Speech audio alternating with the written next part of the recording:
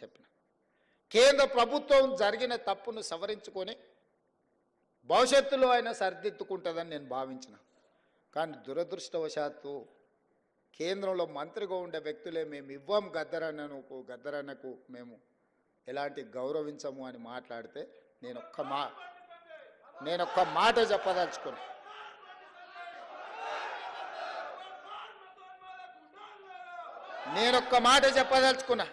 మళ్ళొక్కసారి మీరు మీ పార్టీ గద్దరన్నకు వ్యతిరేకంగా గద్దరన్న గౌరవాన్ని కించపరిచేటట్టు మాట్లాడితే మీ పార్టీ ఆఫీసు ఉన్న ప్రాంతానికి గద్దరన్న పేరు పెడతా.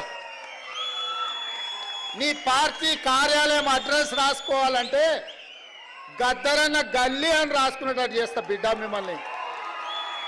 మీరు అనుకోవచ్చు ఏం చేస్తాడు ముఖ్యమంత్రి, అవార్డులు మా దగ్గర ఉన్నాయి కదా, పద్మభూషణ్ పద్మశ్రీ ఇచ్చేది మేం కదా అనుకుంటున్నావు. కానీ నీ పార్టీ ఆఫీసు గద్దరన్న రాష్ట్రంలో ఉంది, ఆ సంగతి మర్చిపోవద్దు. నీ పార్టీ ఆఫీసు ఉన్న ప్రాంతానికి ఆ కాలనీకే గద్దరన్న పేరు పెడితే అప్పుడెవరు పేరు రాసుకుంటావు?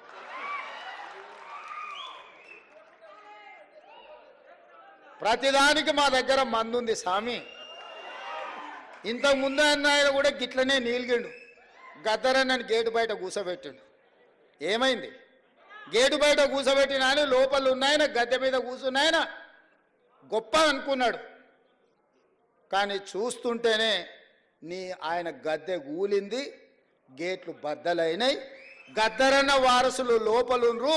గద్దరన్నని గేటు బయట కూర్చోబెట్టినోడు ఇవాళ గేటు దగ్గర కూర్చొని ఎవరన్నా వస్తారా అని వాళ్ళకరించడానికి ఎదురు చూస్తున్నాడు చకోర పక్షిలాగా.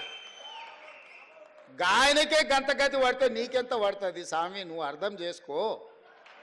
నువ్వేమి ఇయ్యకు, నిన్ను ఇయ్యవని అడగను. నువ్వు ఇయ్యనందుకు నిరసన తెలుపుతా. ఎట్లయితే గద్దరన్నని గేటు బయట కూర్చోబెట్టినోనికి పట్టిన గతి ఉందో వచ్చే ఎన్నికల్లో నీకు గదే గతి పడుతుంది. ఓట్ల విప్లవం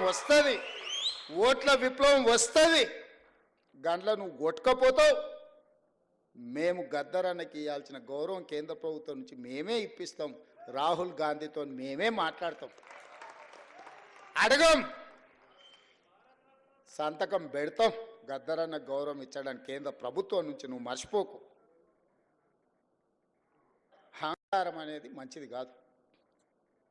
విభేదాలు ఉండొచ్చు, సైద్ధాంతికపరమైన విభేదాలు ఉంటే. చరిత్రలో సైద్ధాంతికపరమైన విభేదాల మీద చర్చించుకున్న వాళ్ళు లేరా? గౌరవించుకున్న వాళ్ళు లేరా? మరి మీరెందుకు ఇంత అహంకారపూరితంగా వ్యవహరిస్తారు? అప్పుడప్పుడు మా పాశం యాదగిరి అన్నను మమ్మల్ని ఎడా పడా చెడా పడా తిడతానే ఉంటాడు. అంత మాత్రాన మా యాదగిరి అన్నను మేము వదులుకున్నామా? పెద్ద మనిషి అనుభవం ఉన్నాడు, ఎక్కడన్నా ఏదన్నా అటు ఇటు ఉంటే అంటాడు.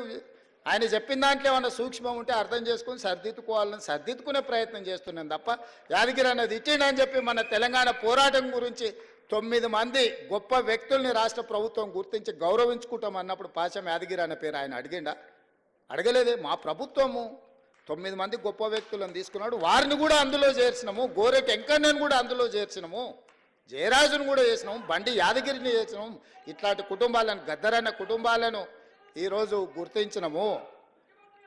సో ఇట్లా ఈరోజు ప్రభుత్వం అనేది నిరంతర ప్రక్రియ. ఈ నిరంతర ప్రక్రియలో ప్రభుత్వం దృష్టికి వచ్చిన ఏ మంచి పనైనా చేయడానికి ఈ ప్రభుత్వం ఉన్నది. అందుకే ఈరోజు ఈ వేదిక మీద నుంచి నేను ఒక్కటే మాట చెప్పదలుచుకున్నా. ఈ ప్రభుత్వం ప్రజలది. ప్రజలు ఏం కోరుకుంటున్నారో ఆ విధానాలను కొనసాగించడమే మా బాధ్యత.